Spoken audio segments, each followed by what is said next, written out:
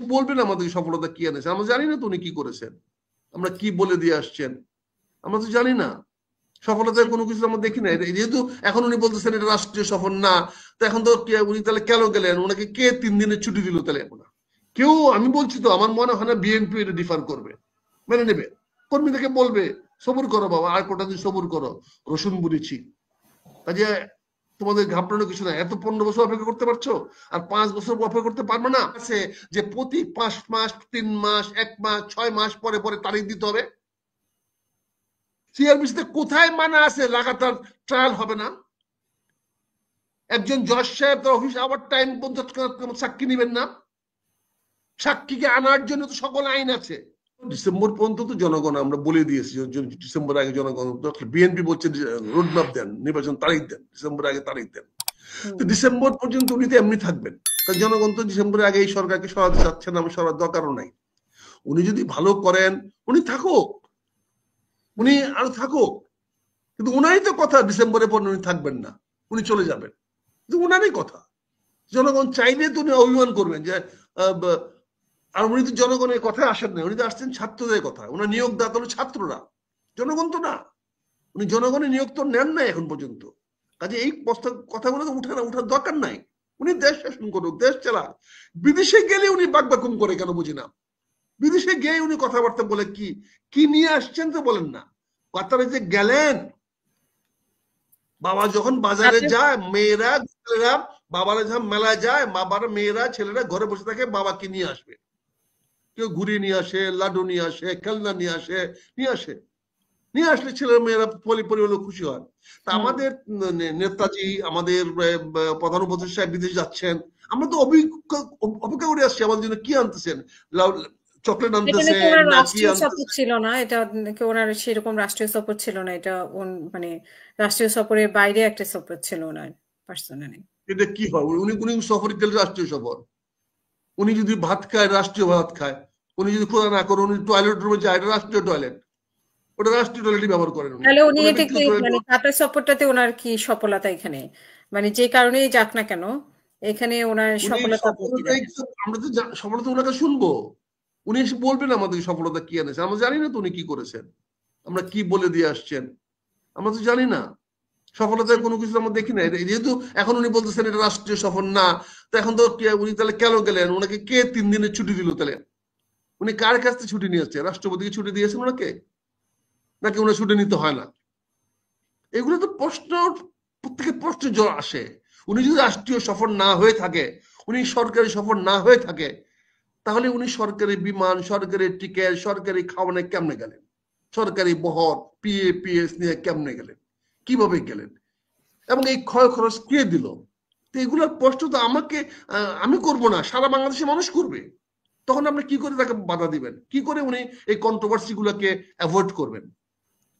উনি সফলতা আনতে পারতেছেন না, বিদেশে গিয়ে একটা সফলতা আসে নাই, তো এখন এইটার জন্য দায়িত্ব আমরা না, দায়িত্ব জনগণ না, এদেশের মানুষ না। উনি কেনই বা যাচ্ছেন, কেনই বা খালি হাতে? অপেক্ষা করতে আছি। ইবনে বতুতা পৃথিবীর সব দেশে সমাজিত ছিল, উনি সারা পৃথিবীতে ঘুরে বেরিয়েছেন, কিন্তু ইবনে বতুতা তার দেশের জন্য কি নিয়ে আসছেন সেটা দেখতে হবে তো। উনি আমাদের জন্য বিদেশে যাক, আমরা তো চাই উনি বিদেশে যাক, ফেরি করে করে আমাদের জন্য কিছু নিয়ে আসুক। আমরা তো আমরা একটা তৃতীয় বিশ্বের গরিব দেশের মানুষ, আমরা তো চাই আমাদের রাষ্ট্রপতিরা আমাদের জন্য বিভিন্ন দেশ থেকে যেভাবে হোক এনে আমাদেরকে রক্ষা করুক, আমাদেরকে বাঁচাক, আমাদের খাওয়ান দাওয়ান করুক।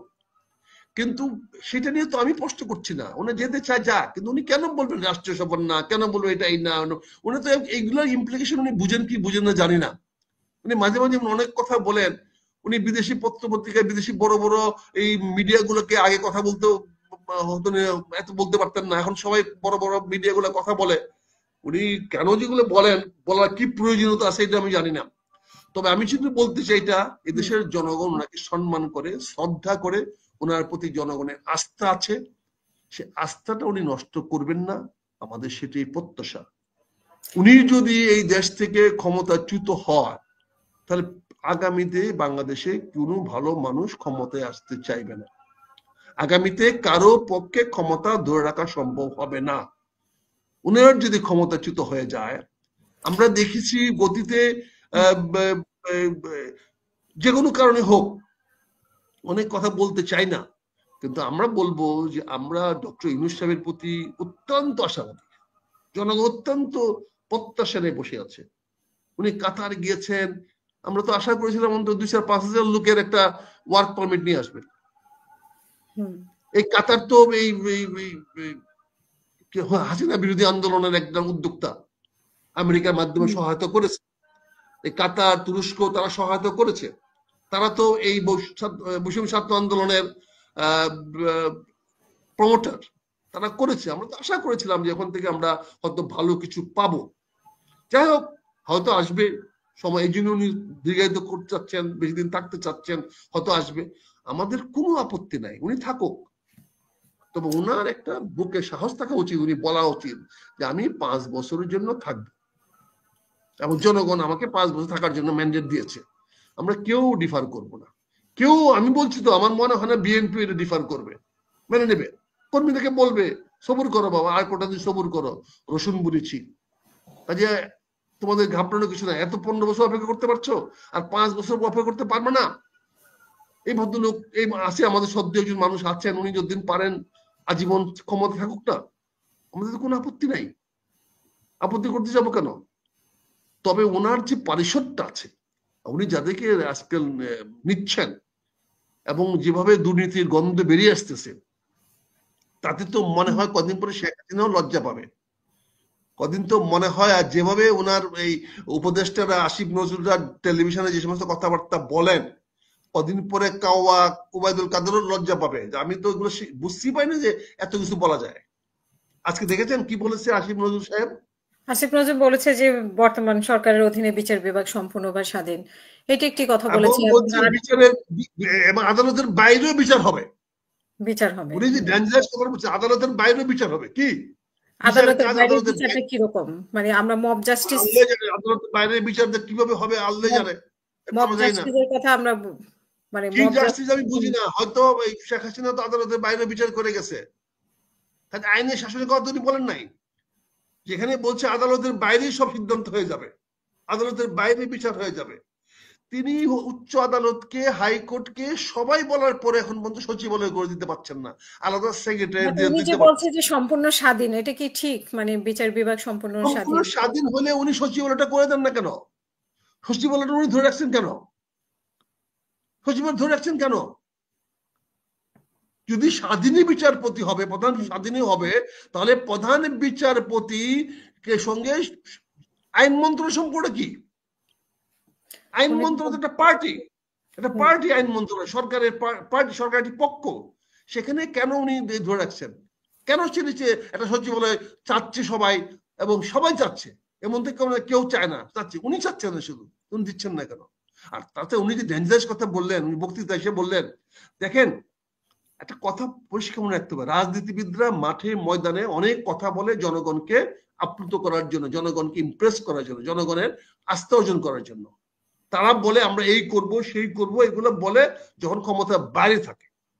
কিন্তু ওনারা তো রাজনীতিবিদ না। কিন্তু ক্ষমতায় গিয়ে যারা বলে, এগুলো বলার সুযোগ নাই, তোমার করার সুযোগ।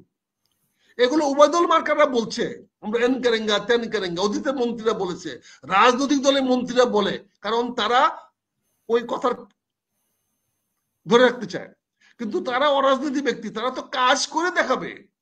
আমরা কাজ দেখি বুঝবো, আমরা কাজ দেখে বুঝবো যে সংস্কার কমিশন গঠন করেছেন, সংস্কার কমিশন অনুযায়ী কাজ হচ্ছে, সেটা তো সংস্কার কমিশন গঠন করে তার ফলাফল কি? ফলাফল কি? এই যে উনি তদন্ত করাতে পারেন না, উনি তো শিক্ষক, আইনের শিক্ষক। সিআরপিসিতে কোথায় লেখা আছে যে প্রতি 5 মাস, 3 মাস, 1 মাস, 6 মাস পরে পরে তারিখ দিতে হবে? সিআরপিসিতে কোথায় মানা আছে লাগাতার ট্রায়াল হবে না? একজন জজ সাহেব তার অফিস আওয়ার টাইম পর্যন্ত সাক্ষী নেবেন না? সাক্ষীকে আনার জন্য তো সকল আইন আছে। বাংলাদেশ দণ্ডবিধিতে কোথায় লেখা আছে যে একটা আইন, একটা মামলা এই 1 দিন শুনে আবার 7 দিন সময় দিতে হবে, 10 দিন সময় দিতে হবে? কোথায় লেখা আছে?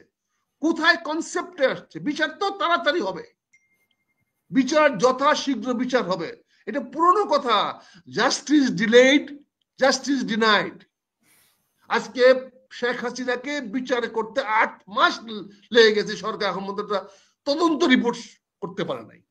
জাস্টিস ডিলেড, তার মানে আগামীতে জাস্টিস উইল বি ডিনাইড। এটা তো সিম্পল কথা। এই যে আদালত, উনি আইনের একজন শিক্ষক হয়ে, ঢাকা বিশ্ববিদ্যালয় আইনের শিক্ষক হয়ে, এবং খুব বড় শিক্ষক নাকি আইনের, তিনি এখন পর্যন্ত সিআরপিসির এই ব্যাখ্যাগুলাকে পুলিশের কাছ থেকে আদায় করতে পারতেছেন না, আইন আদায় করতে পারতেছেন না। আপনি সিম্পল একটা কথা বলি, সুপ্রিম কোর্ট কেন সারাদিন চলে না? এর কারণটা কি? আসামির অভাব না বাদীর অভাব? কেন সুপ্রিম কোর্ট সকালবেলা চলবে, সুপ্রিম কোর্টের কাজ শেষ হলে পরে হাইকোর্ট শুরু হবে? কেন? একই বিচারপতি কি সুপ্রিম কোর্ট এবং হাইকোর্টে বসে? একই বিচারক কি সুপ্রিম কোর্ট হাইকোর্টে বসে? তাহলে কেন সুপ্রিম কোর্টের বিচার এবং হাইকোর্টের বিচার এক নাগারে চলবে না? কারণ একটাই, কারণ doctor Kamal Hossain supreme court, আমাকে গুলি করবেন না এই জন্য বলছি, উনি তো হাইকোর্টে কেন প্র্যাকটিস করবেন? সুপ্রিম কোর্টে চলে গেছেন, সুপ্রিম কোর্টে হাইকোর্টে জজ সাহেব প্রমোশন সুপ্রিম চলে গেছেন। আমাদের লয়াররা কেন সুপ্রিম কোর্টে চলে যাচ্ছেন না? কেন একই লয়ার সুপ্রিম কোর্ট হাইকোর্টে আসতে হবে? যার ফলে কি হচ্ছে, সুপ্রিম কোর্ট মানে একটা 2 ঘন্টা 1 ঘন্টা আধা ঘন্টার জন্য চলে, বাকি সময়টা বসে থাকে। কেন? কি কারণে? আপনার সিস্টেমটাকে বদলান। আপনি হাইকোর্টে কেন, আপনাকে সারা হাইকোর্টে কেন জামিনের কোর্ট বানাইছেন?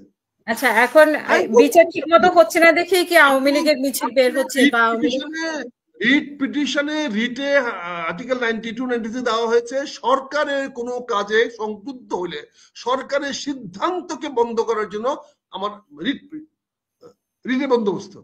সেখানে জামিন দেওয়ার জন্য কি? আমি খুন করব, মার্ডার করব, চুরি করব, ডাকাতি করব, আর আমাকে হাইকোর্ট জামিন দিয়ে দিবে, আগাম জামিন।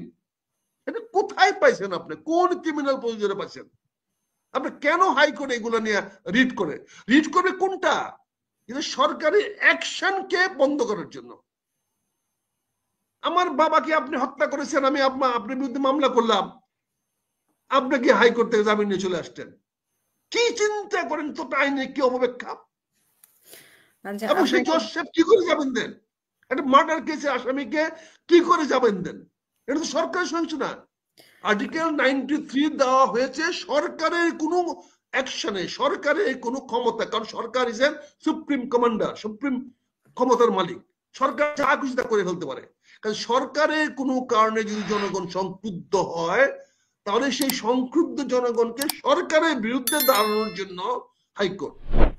পুলিশ যদি বাদী হয়ে আমার বিরুদ্ধে কোনো মামলা করে, কারোর বিরুদ্ধে মামলা করে, সেখানে হাইকোর্ট জামিন দিতে পারে। প্রশাসন যদি কারোর বিরুদ্ধে মামলা করে, মাদক যদি কোনো বিরুদ্ধে মামলা করে, যেখানে সরকার হলো পক্ষ, সেইখানে হাইকোর্ট জামিন দিতে পারে, ইন্টারভেন করতে পারে। কিন্তু ব্যক্তি যেখানে বাদী, যেখানে বাবাকে মারা হয়েছে, আমার মাকে মেরে ফেলছেন, আমার ভাইকে মেরে ফেলছেন, সেইখানকে হাইকোর্ট কি করে আমার বিরুদ্ধে অবস্থান নেবে? জনগণের বিরুদ্ধে অবস্থান নেয় কি করে হাইকোর্ট জামিন দেয়? তার মানে হাইকোর্ট পক্ষ নিয়ে নিচ্ছে কেন? এইগুলো তো আপনি প্রশ্ন করেন না, এগুলো আইন